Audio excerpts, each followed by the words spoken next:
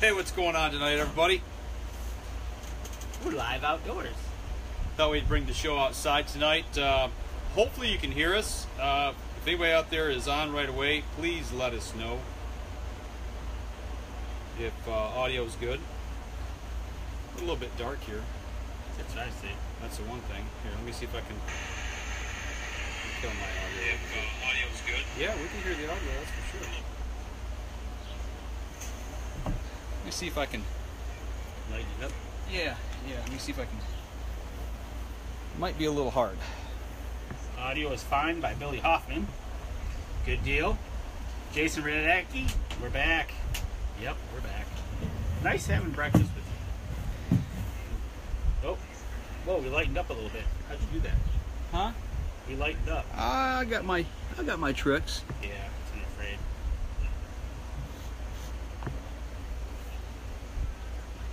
Let me share. Yeah, that looks a little better. Nothing I can do about you. I know. Share. Hope everybody's having a good weekend out there.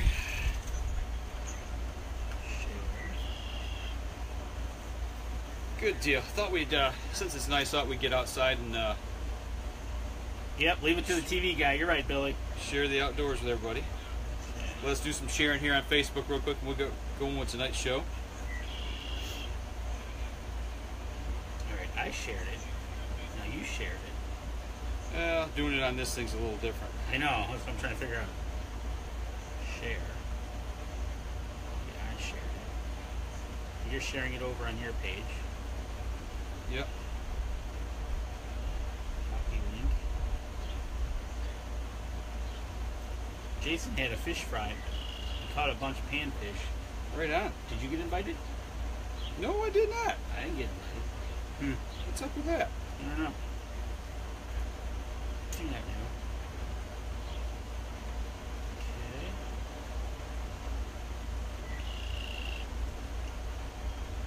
Okay, a couple more here. We'll get rocking. Alright, I think I'm all shared up. There we go. Thank you.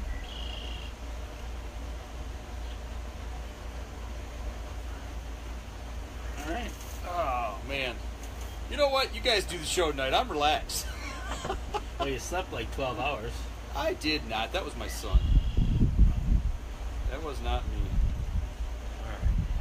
Actually, I need to turn this the other way so I can see everything here. So, Wheel spinning. Your wheel spinning? nope. No. It's I think that's you. Your wheels are always spinning. So, I think we before we start the show, we need to hit the record button back here. So, Billy Hoffman had a turkey at 4 yards, and it was funny to watch the pros miss it. nice. Of course. It's nice to know that we're not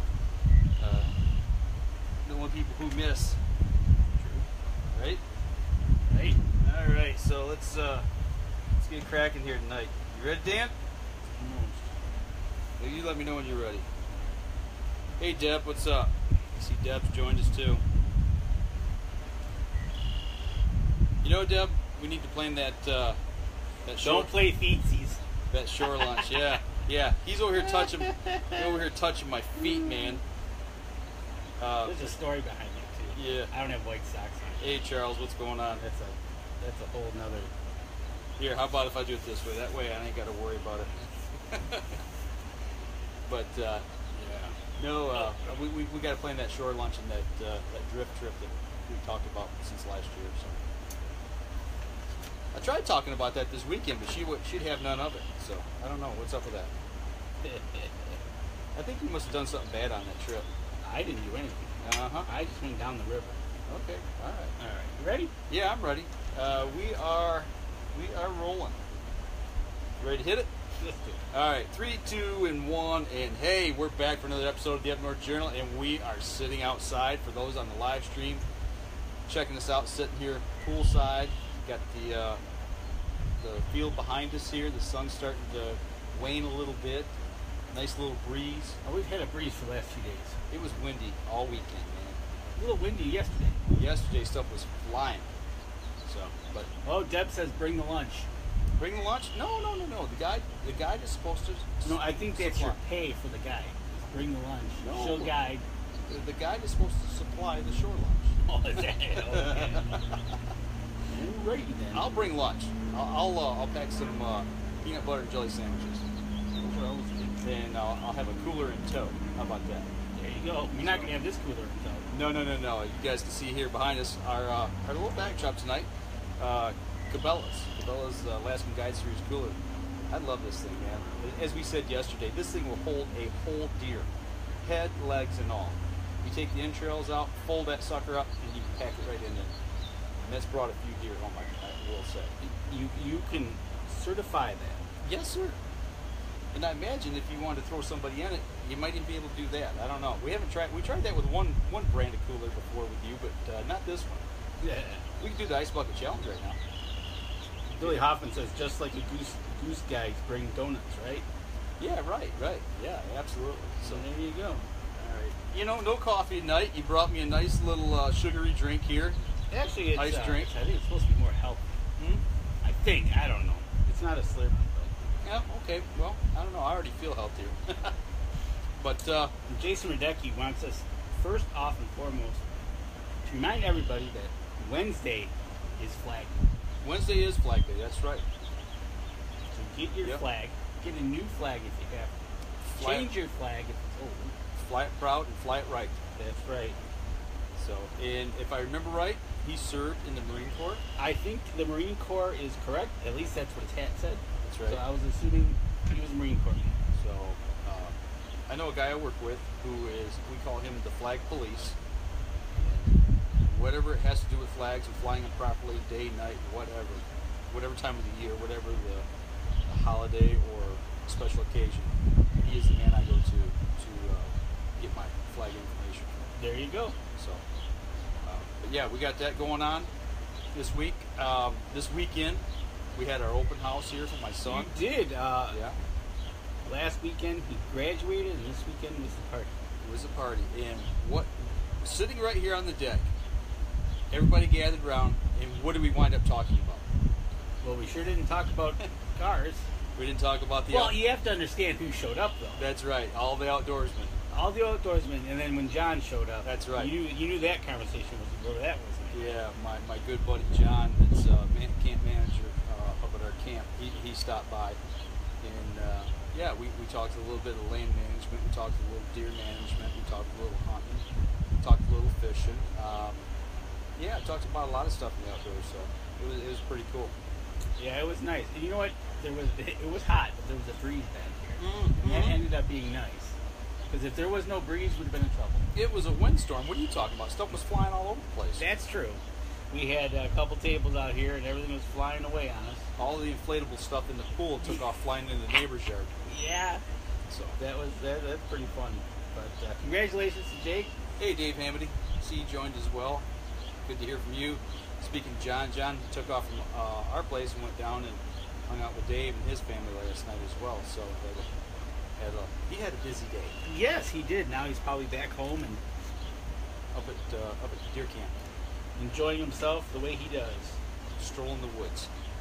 So speaking of strolling the woods, actually looking on my back porch, I had a fawn in today. Came in the yard. It's kind of funny. Mom was back off in the woods a little bit watching her, and this little fawn came in on the lawn part, the actual grass. Where you mowed? Yeah, where I mow. Okay. And kind of pranced around and kicked his legs and kind of said, "What is going on here?"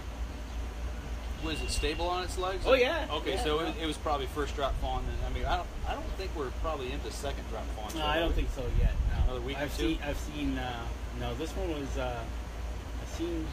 I'm pretty sure it's the same one I seen last week or 2 weeks ago.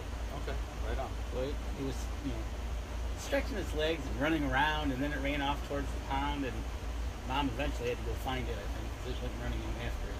Nice. Well, I was talking with John up at our camp, and he's seen 7 fawns this year, and only one of them was alive.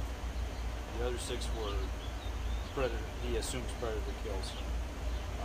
But only one alive, which, okay, him and I, we started talking about it. We spent like an hour discussing the subject, as we always do with certain things.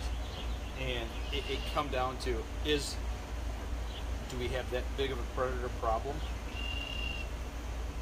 Or is it a combination of that and the fact that the doe population is out of check and we're having a lot of maybe second and third cycle fawn drops, possibly?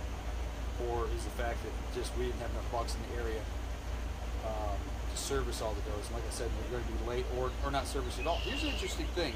I did pull trail cam photos when we planted the food plots. The next morning after we planted, I got up and pulled all my cameras. And I had them out for maybe a month.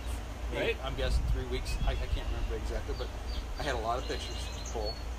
And I seen, this is before the fawn drop when I had them out, I seen very few pregnant does. You know, usually you can pretty well tell. The way I got, oh yeah, you can tell. you know, they're pretty heavy. Remember the one kill site? You're right. Yep. That we kind of I thought it was 3, and then we started putting 2 and 2 together, and thinking, and and we figured out there was probably a pregnant doe because that rib cage. The one thing that I did find besides fur was a small rib cage, right? And that was probably the fetus. You know, and that is kind of the. First of all, you wonder if you could confirm how those fawns were killed. Right. Which predation do you have a problem? Is it the coyotes or is it the bear? Both. Interestingly enough, I talked to somebody up north who had their trail cameras out, and most of the activity they had all 3 bear, bobcat, and coyote, but they said it was predominantly coyote and it was predominantly bobcat and bear. That was what they were having the most problems with, and I was like, yeesh. That means you got a bear problem. Well, you know, and bobcat, you're only allowed to take one, and you got to get the special tag for it. So people who, we talked about it at our camp, and nobody put in for it, and me being wanting to get back into trapping and how to predator hunting, it's so doggone busy. It's just like right now, this time of year, after I planted the food plots, I really haven't done anything to forward my progress towards the outdoors. Even the PSE, I did get the sight mounted onto it. See, that's one thing I've done, but I haven't got out and actually shot the bow yet. I mean, it's just been one thing after another, after another, after another. And family time. Well, we've always said family first, and those things is what's coming right now in my life. So hopefully here, and then after we get Jake down to college, I can get back in that mode and start thinking more about next season. But yeah, he said that one camp that was the main problem they had. Kevin Craven comments that there's, in his opinion, is too many coyotes and too many fawns being bred late and having young. Exactly. That's exactly the whole. We've talked about that at our camp, and you can start to see the light turn on in people's head when I start talking about that. I'm like, do you really realize what too many does does? To the population, the stress on the herd, and your fawn recruitment for the following year. If your bucks aren't being bred, if your bucks aren't breeding the does at the same time during that first rut, you get too many does and get serviced in the second, third rut. Well, your bucks don't have a chance to really slow down, recoup that energy, rebuild their supply of energy in the food source.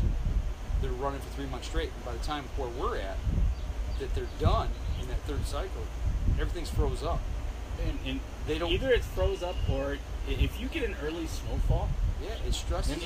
So like where I'm at in UP, sometimes we'll have we'll say a November 15th snow. Yeah, you had that before. Yeah, and then you'll get a melt off, right? Which is okay, that's good. Yeah. But I think it was a couple years. I think it's been at least 3 years now. I think it's the last time we had the big snow in November. It didn't go away, right? Right. Then you're in trouble. Yeah. Those deer were going months on, and if your doe population is out of whack, and those bucks are going and going and going, snow's falling, it's freezing, and then when they realize, hey, okay, I'm done with that, and they go, I'm hungry. Yeah, where's the food? It's all froze down, locked down. That's right. And that's where we get into the deer browse. When we did the deer browse study back in April, I think it was, or May, I can't remember, I think it was April, mid-April. You know, I learned a lot about that, about what they eat, and once they switch from one food source to another, depending on what they're browsing on, determines, you can tell how stressed the animals are and what they're having to resort to eat, you know, as far as their preferences. And, that's not good. It's not good. And those bigger bucks, they can't replenish those their body fat and, you know, get the food that they need, nutrients they need. You know, they would eventually wind up dying. They either wind up dying or they become weak. And diseased. The coyotes say, we'll take a weak one. Well, yeah. And then, okay, let's take it a step further. Let's go into, you know, fawning season, which we're in right now. You know, first drop fawns, they've already hit the ground. Yep. You know, if you got second and third cycle does. That'll be happening right now. You're spreading your fawn drop out over 3 months, and coyotes are there. You know, let's just, we've talked about this before. Let's say you got 100 does, and they're each having twins. That means you're dropping 200 fawns on the ground. And if you split them up, let's just say evenly, you know, you got 66 or 67, and the same thing the next month, same thing the next month. Why not tighten that rut up, get them all bred at the same time, drop all of your fawns on the ground so the coyotes only have one meal. They can't get all of them versus having them spread out. It's easier for them to kill more of them that way. And it's easier for them to get bigger to the point where they become a lot more alert and able to to avoid the coyotes. Yep. Hey, Michael Ryder, joining. Hey, appreciate you joining. Just sitting here talking about stuff up at the club, actually. Yeah, actually, it's up at the club. It's an entire state thing. It is. Well, as Kevin Craven was talking about, you know, he says the same thing, you know. And but when we start talking about it, you start get people to tune into that, and that's when you start getting people together to where they can harvest more does. Right. Get that your buck to doe ratio kind of back in order, so to speak. Yep. And Kevin is the one I'm trying to get on the show.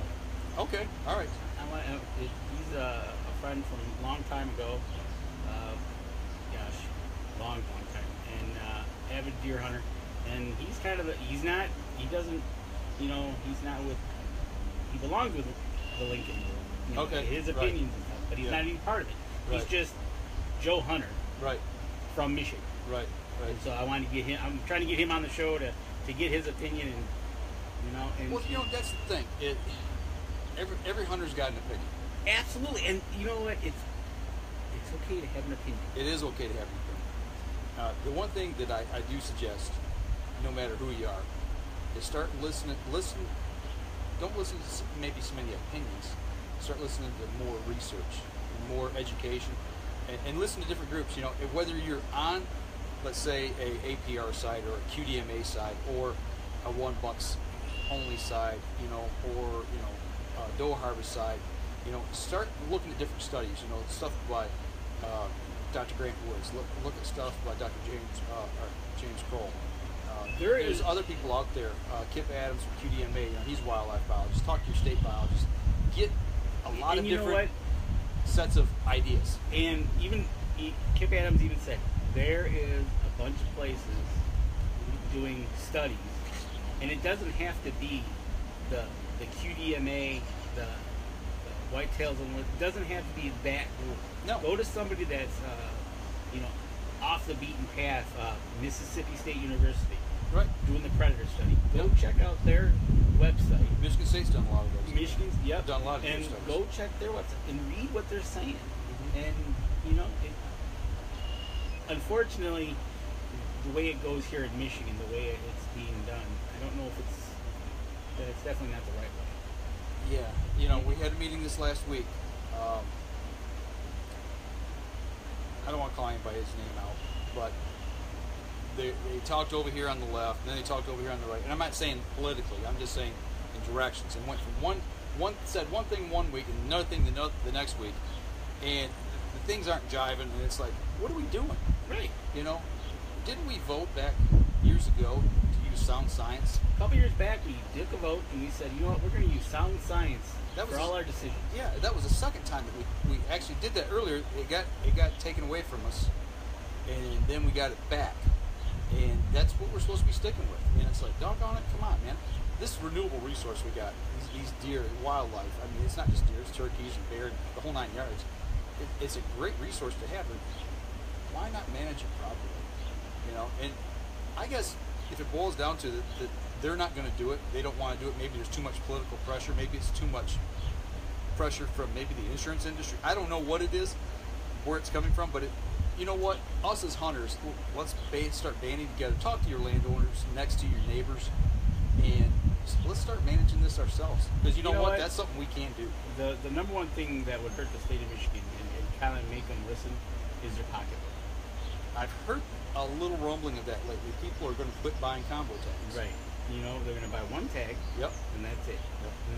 And matter of fact, Lincoln Rowan threw out some numbers about that, how much they could lose if his group alone, 22,000 people only bought one tag, how much the state of Michigan could potentially lose. Right. And I tell you what, that's kind of a eye-opener to them if they actually paid attention and said, maybe we should do something. Well, let me ask you this, because, I mean, honestly, I've bought combo tags for years. I have, too. So, I don't know if you know this, and I'm going to have to do some research on it, but if you were to buy a single tag, can you use that for archery as well as rifle, or no?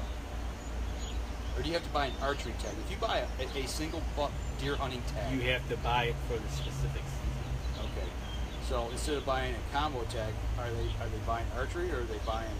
Right. I think when you go buy it, you buy an archery tag, or you go buy a gun tag. Have they sold them that way before? It's been a long time ago, I think. Back when I used to buy tags. I remember the old days when they almost had like the book and the stickers. Yeah. Okay, so let me ask you this: if you were to buy one, which one would you buy? If that's the way it is, I don't know if it is. I'm just saying. Would you buy archery or would you buy rifle? I like archery. Okay. Let's say you didn't get one. Would you go buy the rifle tag after that? See that? So that's a catch-22 for me, because whether I buy one tag. See, my problem is, and I'm not trying to avoid your question, but my problem is, I can't shoot my does. Right.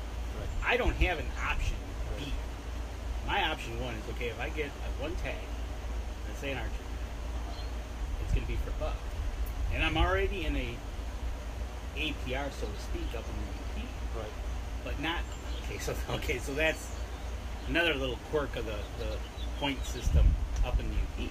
Yeah. If I buy the single tag, I can shoot any kind of buck. Right. If I buy the combo tag, that's when the APRs are in effect. See, and that's what I don't understand that. You know, if you're gonna have APRs, have APRs. Across the board, be done with it. Why not just flip the switch and say, you know what, APRs for the UP? Yeah, and if that's what they're gonna do in that zone, that's fine. But do it for all the tags. This option stuff, to me, just I don't get it. Because theoretically, what I could do is buy an archery tag, shoot any kind of buck I want. Come November 15th, I buy a gun tag, shoot any kind of buck I want. So then we're right back into the problem of killing our small bucks, our year and a half, basically our year and a half old bucks. They're not getting their second birthday. Right. You know, or even smaller, you know. What I liked about using the combo tag before is you could turn your archery portion of it, if you want to use it in the archery, you could shoot a doe. Oh, Billy says buck tag is good for any season, but you only get one no matter what. See, that's kind of what I thought. But now, I can buy into that. That's probably what I'll do this year. See? I'm gonna buy one tag, and the rest are gonna be doe tags. Because I mean, that's the problem we've got where we're at is, you know, we're askew. And you know, personally, I'm hunting 3.5, 4.5, 5.5-year-old bucks. You know, that's what I was after last year, and I seen them, but I wasn't close enough for archery. I'm going to be buying a buck tag, obviously, because I'm in the UP.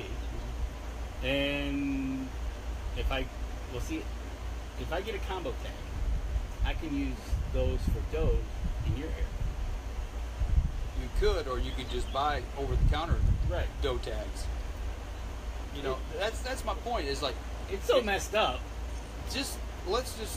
I'm gonna buy one tag and then I'm gonna buy a doe tag, and then if I need another doe tag, I'll go get another one. You know, and I don't mind if I can harvest a few extras and give them to people that need them. You know, I've done that in the past too, so I'm okay with that. Kevin Craven says APRs will be the best thing for public land hunters, in my opinion, unless the private landowners do get together and agree to let the little guys go. They're no better off. You know, exactly.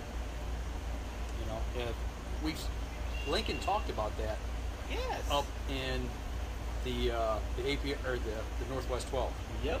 And he said that's on the public land. Those guys are buying into it left and right because it's working. And they're also seeing the economic boom up there. Of hey, if you want a decent sized deer, go to the Northwest 12. Right. Hello. Right. Unfortunately, our leadership at the DNR, it's just not. I don't know. I will say, is it the DNR or the NRC? Doesn't the NRC take their recommendations from the DNR? The DNR, the Natural Resources Commission. yes. So it's really it's on that level. That's where the problem lies, from what I've heard. Okay. You know what? Hey, we're bumping up here on our first break, so we need to take a break real quick. So we're gonna step outside and take our first break. We'll be right back after this. For those of y'all on the live stream, just sit tight here, and we'll keep going. Save this. Yeah, you're right, Billy. Only way to shoot $2 at the combo. That's what I was thinking on the combos, but they've changed so many different times that I couldn't remember. I remember back when I was a kid, you had to buy an archery tag back in the day. Hey, Kevin, you still hunting just in your area there, Southern Lower? I do believe Kevin only hunts for Southern. I'm not sure if he has a place up like that. We're rolling again, by the way. All right. All right, stand by in 3, 2, 1. Welcome back, everybody. Second segment of the show. For those of y'all listening on the podcast, we're actually getting some good feedback from some people online. We're live streaming tonight, sitting out here on the back deck, middle of June. Beautiful night. It is. You know, I was hoping I'd see some geese fly by. Or here. The last couple times you had the window open, we heard them. Yeah. See, now we're out here. Yeah. You know, and then Or the sandhill cranes yesterday, flying. yesterday we had the buzzard out here flying around. What were we talking about? And all of a sudden the buzzard came by. Yeah, John showed up. John showed up. That's what it was. Kevin says multiple surveys for many years have shown hunters want change for TV. Exactly. And you know what? And that's the other thing. Getting back into what we're talking about, APRs and deer management and all that, that was the thing they were going to do is they were going to this year, the DNR was going to pay out of their own pocket to do another survey. Why? We already know what we want. You know, they've done these surveys and people are clamoring for it. How many surveys have you taken online this year? We got the one. I've gotten 2 personally. I think I've gotten 2. 1 or 2. But it's like, what more do they? What are they looking for? I don't know. You know what? To tell you the truth, it might be one of those things they just want to check a box. Did we check a survey? Yeah. Yep, we did it. I don't know. You know, it's one of those things. It's just I don't get it. I don't get it. Well, Billy Hoffman's saying the goslings have hatched and most are on the ground only as of now. That's true. I have seen a couple fly. I assume they were geese. I don't know. I've seen some flies flying. They're far away. They were. Okay, so you also, besides the graduation, you picked up a new UNJ vehicle. I did, man. I'm quite proud of myself. Except for the fact now I got a huge car payment. I have to work a ton of overtime, which is going to keep me out of the woods to pay for the doggone thing. Last weekend, or week before last, we were up working on the cabin and the cottage. Anybody wants a cottage in Mackinac? We have one for sale. Contact me personally. I'll put you on. But we worked on, got everything freshened up, put it on the market. Coming back home, we knew we had some problems with the Cherokee going up. And I was pulling a trailer, light utility trailer, and we knew we were going to have to do some work to it. I think head gasket was going because it was taking water. It was taking on water? It was using water, and it wasn't in the oil pan. We hadn't lost power. We got a small head gasket loop. And you were riding Titanic. Yeah, we were watching it very, very close. So, got back home, went to the mechanic. $900. I'm like, yeah. No, that ain't happening. Just not going to put $900 more into that vehicle. I put quite a bit into it already.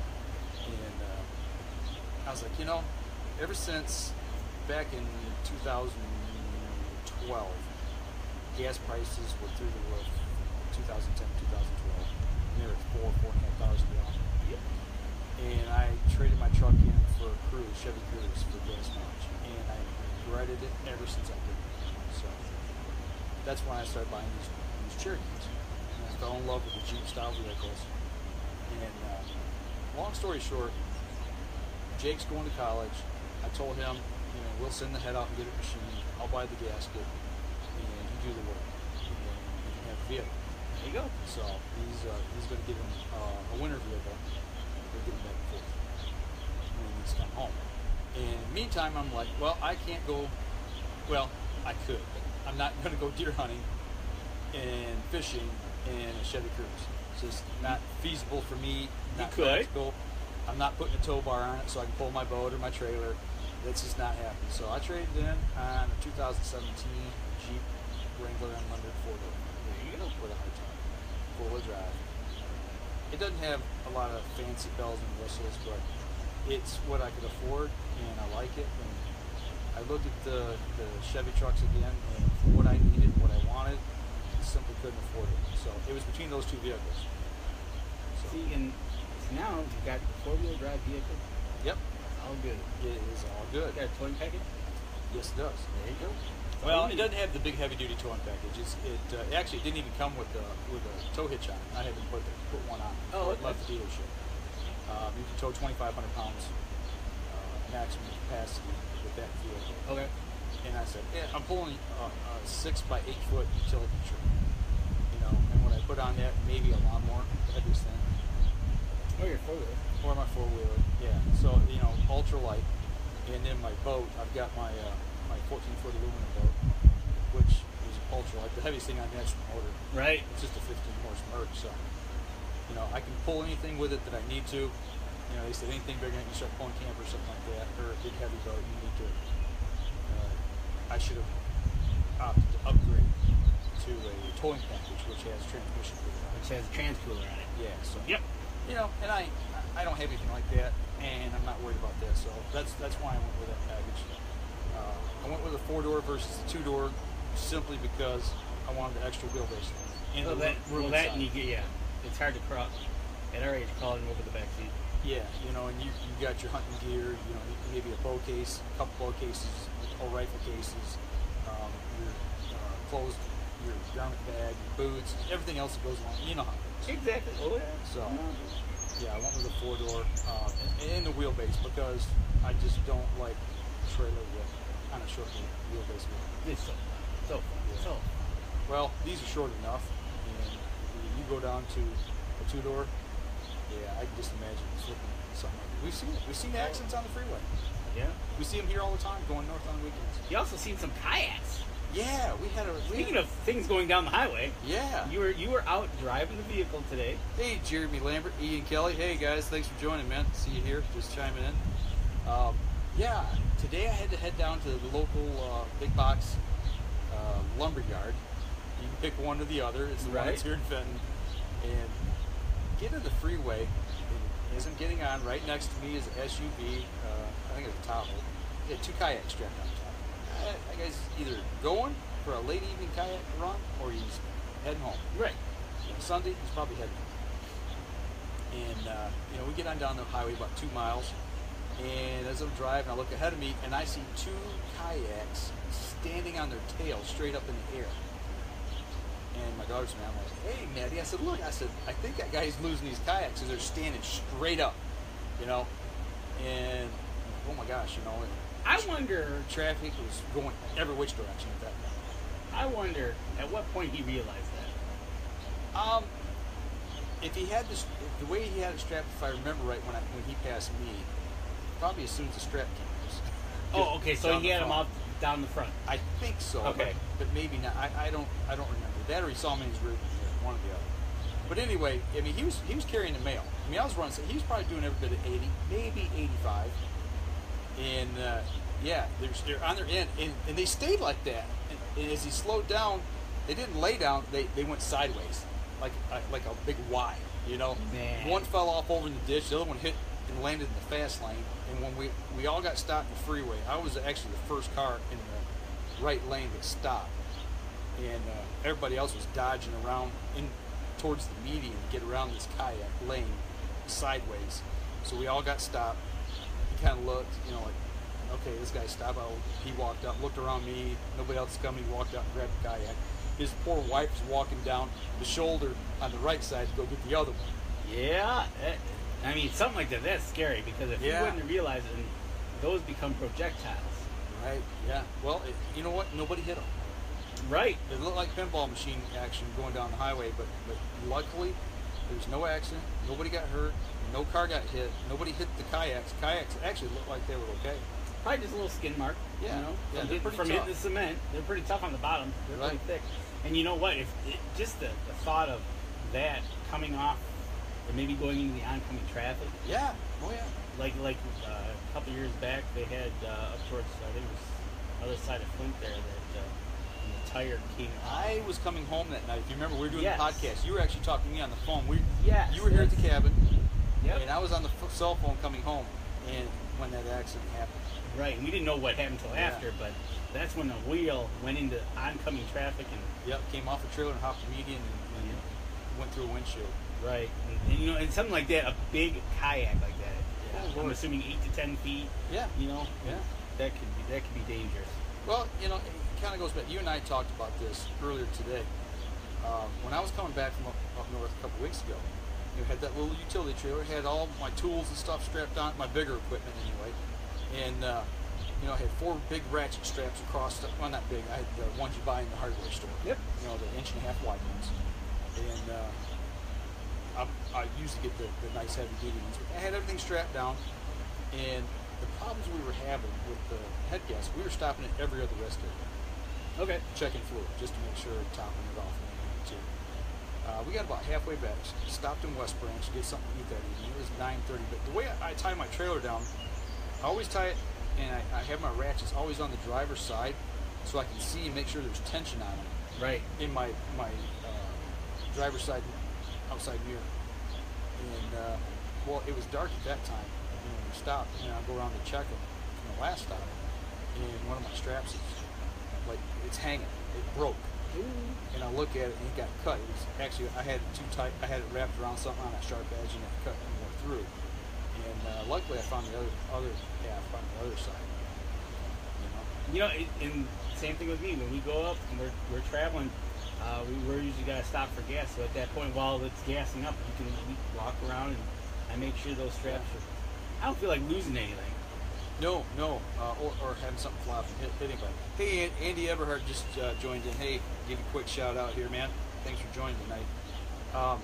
Yeah, I'm really, I guess you'd say, anal about that. I always, you know, stop. I'm and terrified. check. Well, yeah, we see too much of it here because we talked about. I don't know if it was you and me that talked about up north, that up north conversation. Is that you and me? Me and somebody else. Must have been. Of why we call it up north and all the traffic that goes up north versus the other states have what they call up north. Oh, we've had that conversation before. Matter of fact, I think we had a little bit of it yesterday here while we were sitting around, just for that fact. Yeah. The gentleman that was here with the glasses that you went to church with. Oh yeah, Matt, yep.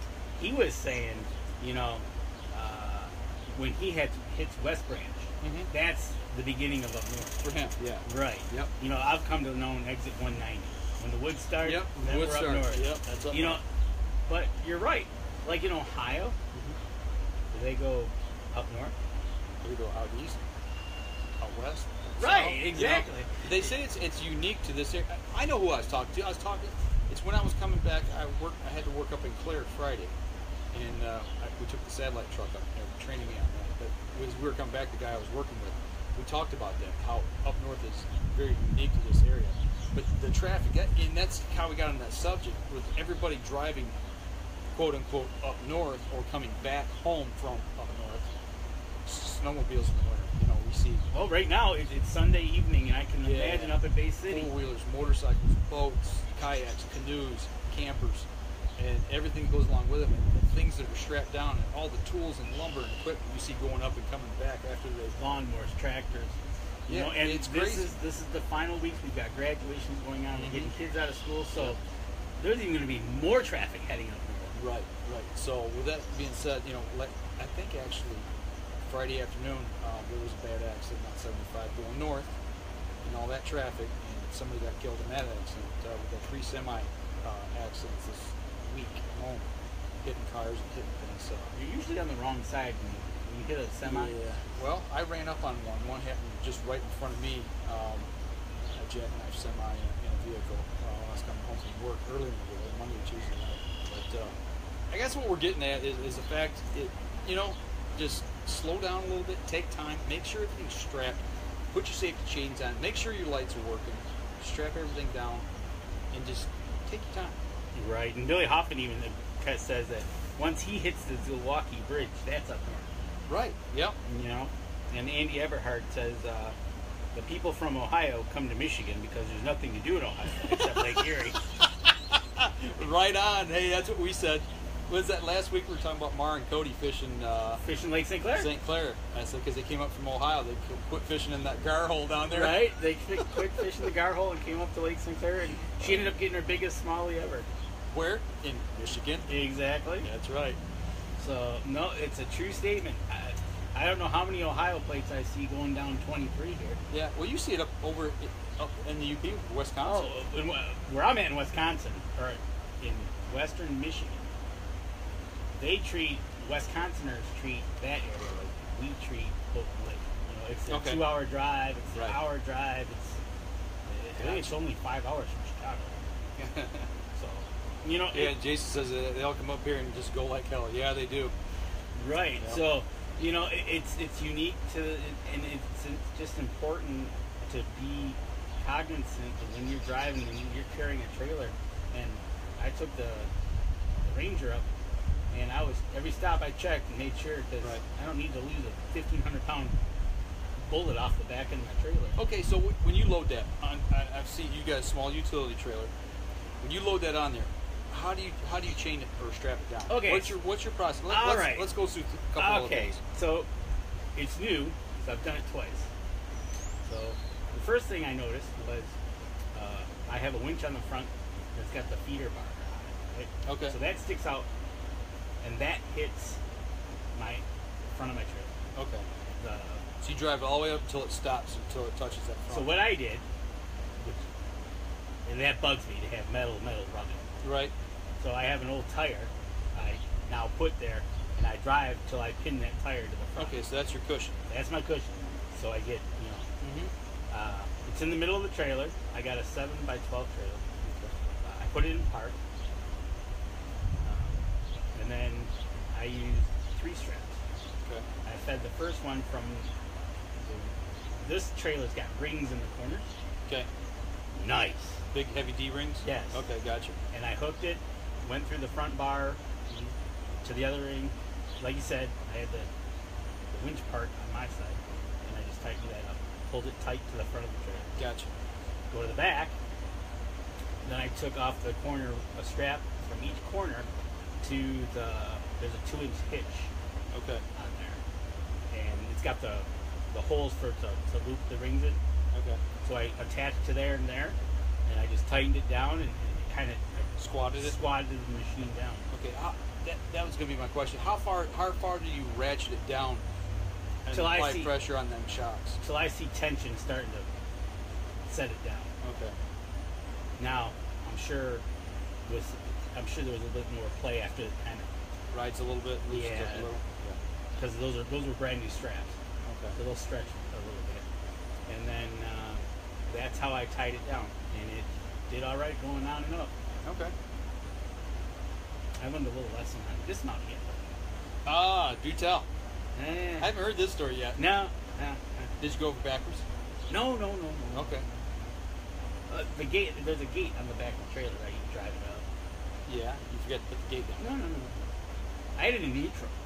You know, I put it in neutral for whatever reason. The Ranger. UTV? Okay. And I went up and I was doing it by myself. Okay. And it just started to roll. And it rolled. Rolled right off the trailer? Right off the trailer. Trailer went up. Uh-huh. Then my brand new license plate. Nice. Okay, where were you at when this happened? I was in camp. No, but I mean, like, in proximity to the trailer. Oh, I was just off the front end of the Ranger, and I couldn't run down and jump in to hit the brake. It wasn't hooked to the vehicle? No, I unhooked the trailer because I had to move I had to go to town to get some supplies to fix the water problem. Okay, gotcha. So I unhooked my trailer. I'll do that later. Gotcha. So this was late in the evening, and hook back to the trailer, man. Hook the trailer back to the vehicle. Ranger went for a ride in the woods. Yeah, Tree stopped it though. I remember a lawnmower incident similar to that with my grandmother, and actually, I hurt her pretty good.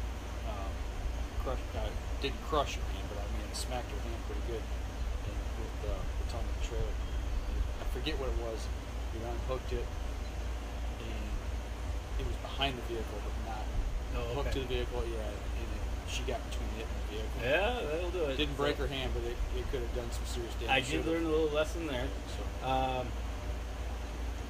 Billy Hoffman says Lake Erie and Cedar Point are northern Ohio, almost Michigan.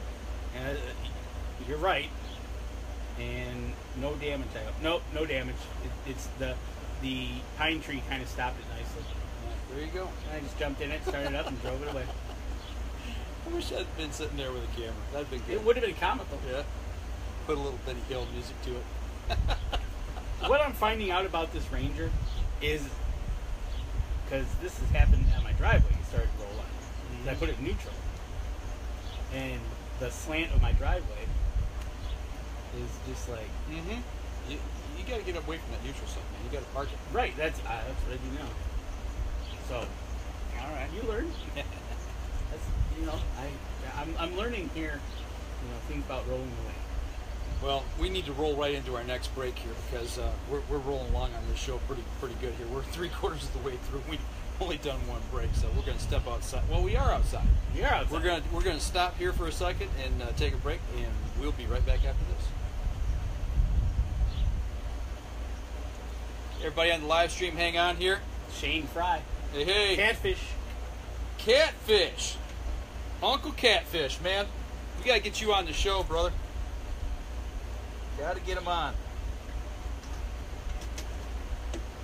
All right, here we go. Stand by in 3, 2, 1. Welcome back, everybody. Third segment of the show, and we just got a quick shout out here on our live stream from the guys over at Rut and River Pursuits podcast here on Antler. The one and only. The one and only, man, Uncle Catfish. Yes. Give us a quick shout out, man.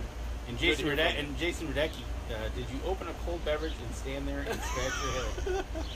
after the I scratched my head because I knew exactly what I did wrong. Yeah. And I did open a nice cold Diet Coke and drank it. Looking at it. Just shaking your head? Yes. Okay. Well, I'm going to give just a little something here. Since Uncle Catfish chimed in, he's had some good incident. He had a good incident on a recent episode with the Rut River go-kart. A go-kart? Yeah, that's all I'm going to say. Uh-oh. R2 go-kart. So we'll get him on. You have to ask him about that. So. I will. I will ask him about the R2 go-kart. What is it with us guys and our toys? I mean, we're always pushing it to the edge and getting in trouble. It's true. I mean, it's just... I'm trying to avoid that now. I'm getting older. I don't want to do that. When you get us together, it's one of them, hey, hold my beer moments. And hey, y'all, watch this. Yeah, well, my family's famous for that. When somebody says, watch this, be very afraid. Somebody's going to the hospital. Yeah. But, no, it seems like just the way it is, man. Going back here, a segment, I want to catch up, and this is proof in point here. Kevin Craven answered my question. He does mostly only hunt zone quake. Okay. But he does do zone 2.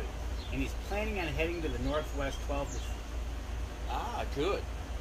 Public land? I'm assuming so. We got to get him on the show. Right on. And that's the funny thing here. That's going to add economic growth.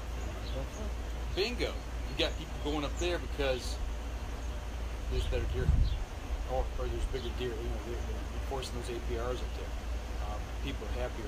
They bought into this, the science behind this, and Yeah, there's going to be not, that's people's going to see the economic growth. People are leaving Michigan and going to other states to hunt deer because they're frankly tired of hunting just at what we call the typical Michigan 8-point.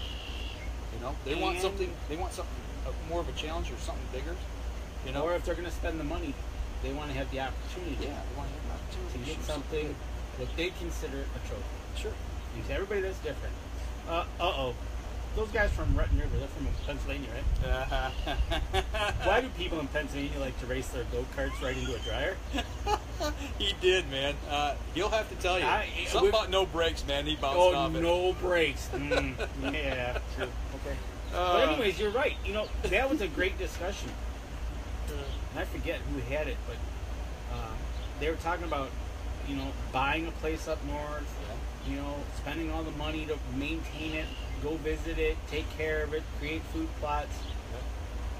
Or, maybe I don't buy a place up north, and I just take that yearly money and I go hunt Iowa, or I put in for Iowa. Kansas. I go to Illinois, I go to Kansas, Ohio. Ohio, yeah, Ohio becomes a hotbed. Right, and spend their money somewhere else.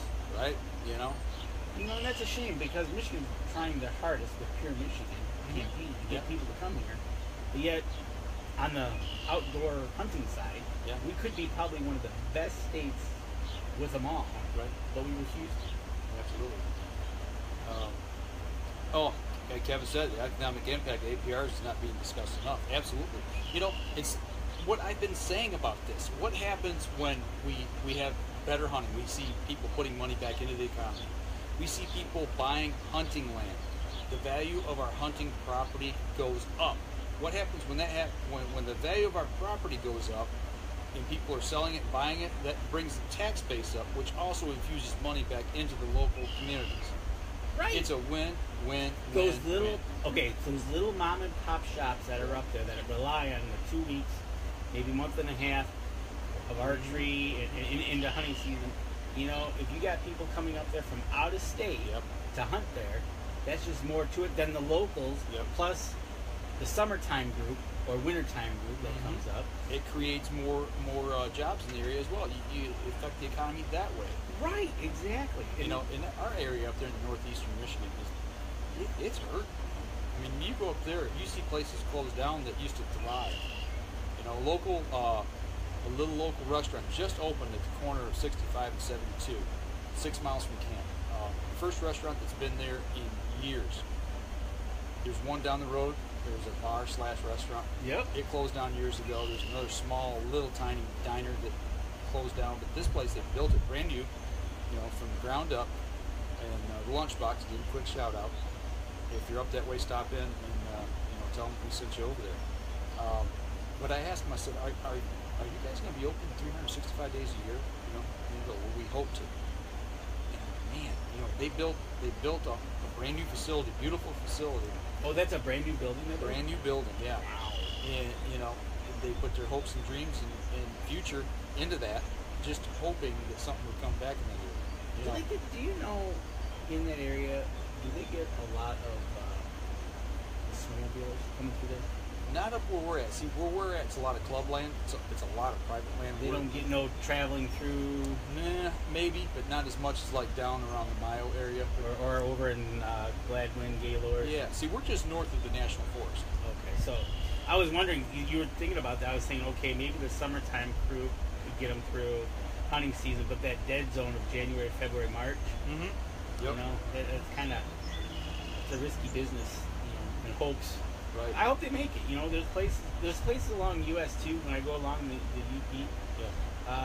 They just did an article about one of the places that's going to finally close. It's been a family business for years, but you just see these places closed down, and it's like, right, what was it like, or what could it be, or well, the Pink Store. They always call it the Pink Store. They're on 33. It's halfway between Rose City and Maya. Yes. They just opened that back up. Somebody bought it and opened it back up. Now I really hope they do well. But it's those places like that had been there for years, but the hunting's got bad. Not the hunting's got bad. It's just the quality of the hunt's got bad.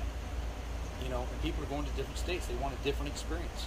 They're looking for something bigger and better. And Kevin says no state has the amount of quality public hunting land that Michigan does, in his opinion, all just to get the majority of the bucks to see their second birthday. Absolutely. You know, and Uncle Catfish says Ohio has some great giant whitetail. Absolutely. You know, I think Ohio, you know, they've turned it around. They really micromanage their deer. Yeah. They do it by county. You know, we've talked to some people down there, Omara and Cody, who's on our team here. You know, the last 2 years, they've killed some giant whitetails down there, you know. Jason Radecki says, nice looking place, the lunchbox. You must be getting hungry. Yeah, but it is. It's a great facility. It's not fancy, but it's nice and clean. And, you know, prices are reasonable. You get good food. Food's great, and we get a good amount of food down there. The Saturday after they open. You know, they open on Thursday. We're there Saturday. You were that quick? Wow. Yeah. Didn't even know they were building the place. I mean, it went up. Well, I don't pay attention a lot when I come through there at night. Well, that's you know, true too. so I'm usually trying to get to camp before it gets too dark or too late. So. Oh yes, Andy. Yep. Ohio does have a 1 buck limit. Yes, they do. Yep. And you know, speaking of that, yes, we're kind of jumping around here as people chime in. Yep. But you know, like Kevin said, all in hopes to get their buck to their second birthday. That's it. You know, we can get them to their second birthday, and then people see what the quality of the buck is. Then all of a sudden you start to see switch to their third birthday, fourth birthday. You know, people have a tendency, once they make that jump to understand what APRs are, start hunting those older bucks, and they start seeing them get older and get more mature and grow mass and just body structure, more meat on the table. You know, they start migrating that way. Right. You know, it's you know, you it's see progression. You see in some spots, other states, few here, but they're able to watch a buck for more than 1 year. Mm-hmm. You know, not just, hey, in June I picked up this buck, bang, it's dead in November. It's, hey, I got this buck on my trail cam for the third year, fourth year, no, fifth year. Well, I let that buck walk 2 years ago. Yes, you did. Kevin Hutchins come unglued on it. Yes, he did. Actually stopped at camp hunting with me that night, sitting in the pop-up when I was hunting off the ground, and let a magnificent 2.5-year-old buck walk. And I've never been that close to a buck that big before. You know, he was dead to rights. I could have smoked him. And why didn't you shoot that buck? I said, well, number one, there's a 4.5-year-old 10-point on the property, and I've seen what he looked like. That's number one. And that's what I'm after. And he's in the area. But that buck, he was either the one we named Night Train last year, Okay. or it's a brother. I mean, same antler structure. It looked like the same buck but bigger. And when I compare the video to the picture of Night Train from last year, and we don't think Night Train got shot. I laid eyes on him personally one time, Right. and I came unglued. You know, But this year That he is should be magnificent. that is first of all, Shane's got to get back to work, All right, so man. he's going to listen to us later. All right. But that is a perfect example of knowing what's in your area. And it became that much easier. I know it wasn't easy, but easier to say, you know what? All right, I'll let him go. Yeah. Because I know there is something on this on this property somewhere that's something I want. Yep. And when you have that mindset, it's just, it happened to me when I was in Wisconsin. And I hunted with Greg Miller and Pat Durkin, and, you know, Tom Enderbo did his homework. Did the homework. And He you had were all these bucks on video. Yep. He said, you know, you're going to be hunting in a stand, and you might see this buck. Yep. And it's like, oh, okay, so, and we went out shining to give me an idea of a typical buck Versus a shooter buck. a shoot buck. Right. Yeah. And yeah, like you said, you know, here's an 8-point. Yeah. You think you can shoot that, Yep. or You can shoot this. you can shoot this. Right. And it was like, oh, Okay. I understand now. Yeah. Exactly. You know, so it makes it a big difference. And if you can get everybody in that mindset that there's more than one night train, Maybe there's 2. Maybe there's 3. Yep. Maybe there's 2 night trains, 2 juniors, and 1 up and comer. And you can see that the library starts to build in the area. And you go, oh, hold on. Yeah. I don't want to shoot that. Gonna let him grow. Right. You know, but it all goes back. Okay, we're talking about trophy bucks, but it also goes back to shooting the does and making doggone sure that we get those numbers in the right ratio to where we're not jeopardizing the herd health and the stress on our bucks, and getting our fawn recruitment tightened up in the spring and tightening that rut up in the fall. Right. And here's a good way Kevin points it out. Smaller DMUs will lead to better management. That's what Ohio does. Ohio does it by county. Mm-hmm. They go by county as to how many does they're going to shoot. Right. And what more COs will lead to less poaching. Mm-hmm. Absolutely, because they are few and far between now. I think there's more now than there was. And the DNR and the NRC need to start leading to improve the hunting experience here in Michigan. That ends up being the problem. Right. They're not leading. Yep. They're not listening, but they're not listening, and they're leading it down a detrimental path, I believe. And you're right, Andy. So change the mindset and go to a one buck, no APRs. If they could agree on something of that nature, well, but like I said, here's what's going to have to happen: is we're going to have to talk to our neighbors. We're going to have to talk to other landowners in the area. Start getting these deer co-ops. You know, maybe if you don't want to form a co-op, at least talk to your neighbors. Start getting people of like-mindedness together. But a co-op, you know, there's opportunities there for other ways to manage your land. You get, you know, co-op dollars from grants from the DNR or from other areas to be able to change that habitat. You know, you and I are kind of starting to work into those areas. Yep. So if the state's not going to do it on a state level, then let's start doing it ourselves. Micromanage. Yeah, micromanage your own area. You know, get 4,000 to 6,000 acres roughly of landowners in your area if you can. And if you're a state hunter, land hunter, you know, or public land hunter, you know, start, you know, doing those same things. Exactly. You know, harvest some does if you can, and start letting those other ones walk. And you think, well, if I don't shoot it, somebody else will. Well, you know what? It's got to start somewhere. Okay, exactly. And Andy's right by changing the mindset. Now, if I don't shoot that buck, somebody will. Somebody, when he goes off my property, will. But if we can change the mindset, whether you do it through APRs or 1 buck, that if I let this buck go, my neighbor has to let it. Mm-hmm. That's true. That's true. You know, and if he's shooting it, then that's illegal. But if he has to let it go, then it isn't so bad. Right. So they have to do something. Are they going to do something? We'll find out in July. We'll have to get Lincoln Rowan. Yeah, I don't think you're going to see it this year. The only thing that I've heard that's going to be probably proposed is the APRs in the Northeast, and it's only going to be in DMU 452, 487, whatever you want to call it now. It's the TV zone. I think it's basically going to be the northern lower, right? Yeah, but here's the problem with where we're at up there in the TV zone. The TV zone is mainly comprised of public or of private landowners, club land, and most of all of us up in that area that I know of, people I talk to, already impose their own APRs at their club, their own club rules. You know what I'm saying? So they're already doing it. So it's not going to change things, right, the way it should be changed. And Andy, here's what he says. I think a lot of guys are leaning in that direction now, which, you know, it seems like the more we talk to, the more that's what they're doing. But like that was said, the DNR needs to take the lead and to make everyone get on the same page. Right. You know, it's that thing.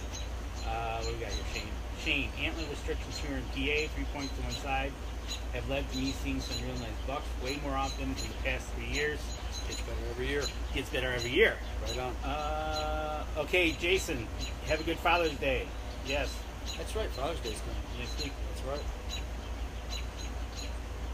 People running the hunting culture we have in the state.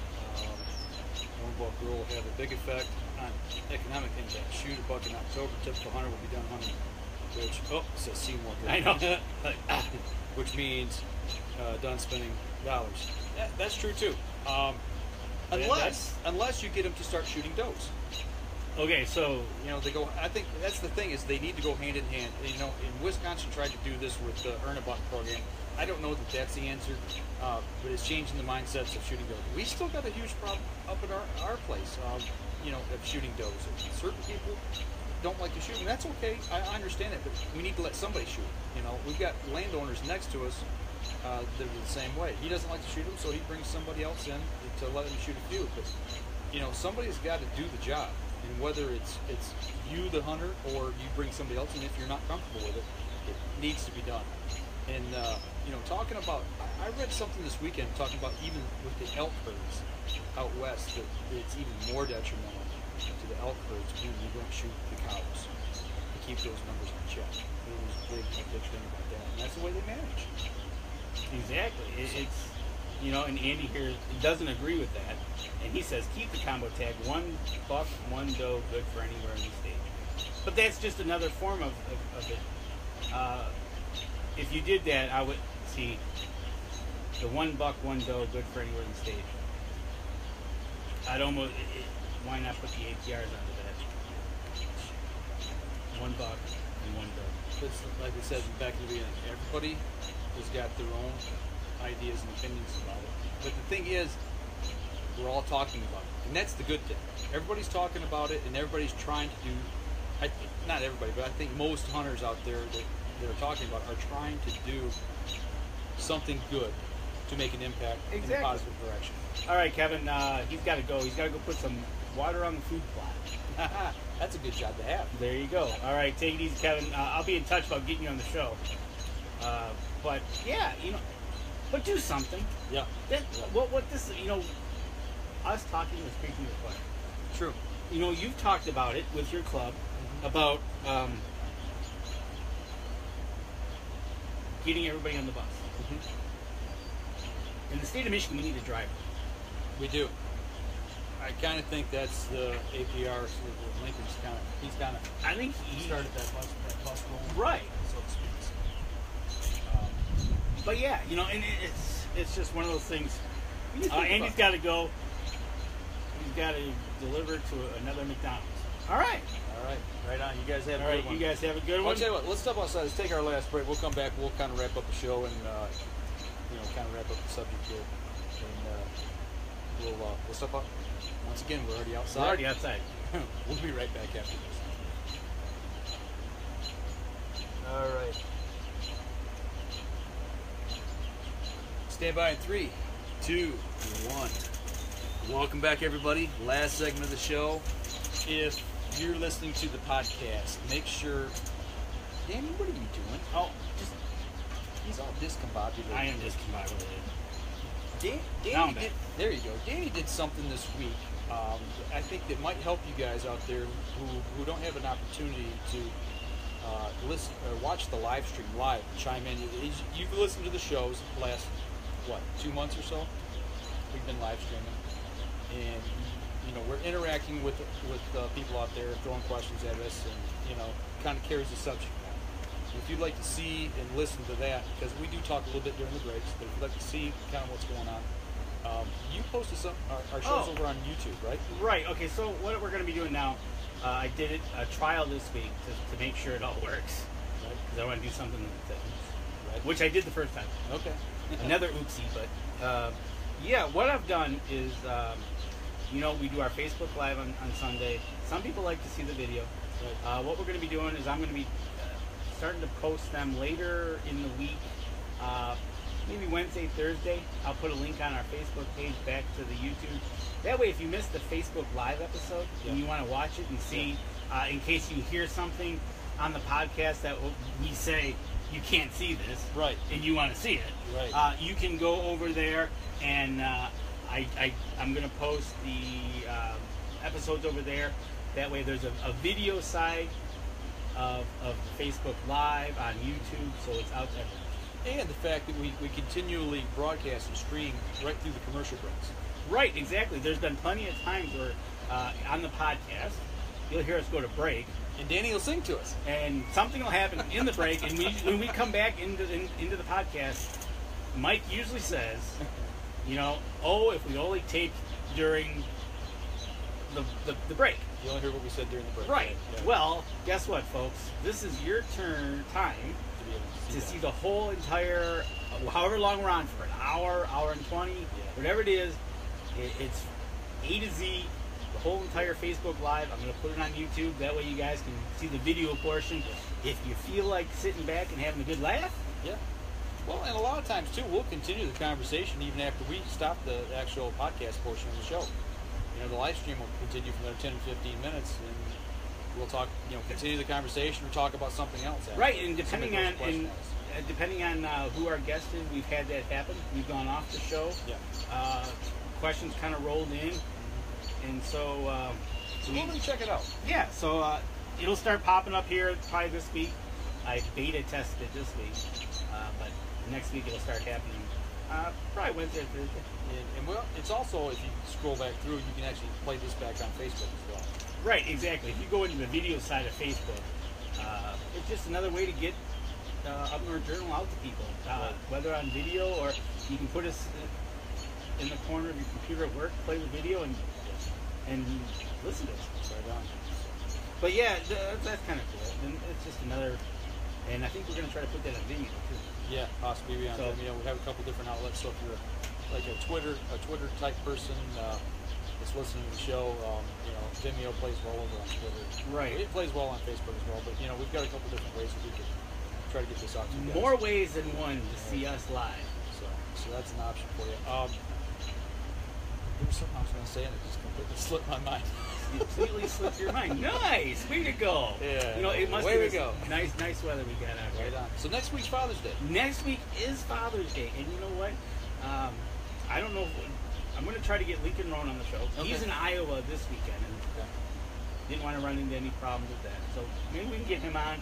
Maybe talk a little Father's Day with him. Maybe Grandfather's Day with him, actually, because and see how he's doing. Maybe get an update as to we talked it tonight, but get an update from him to see how it's going.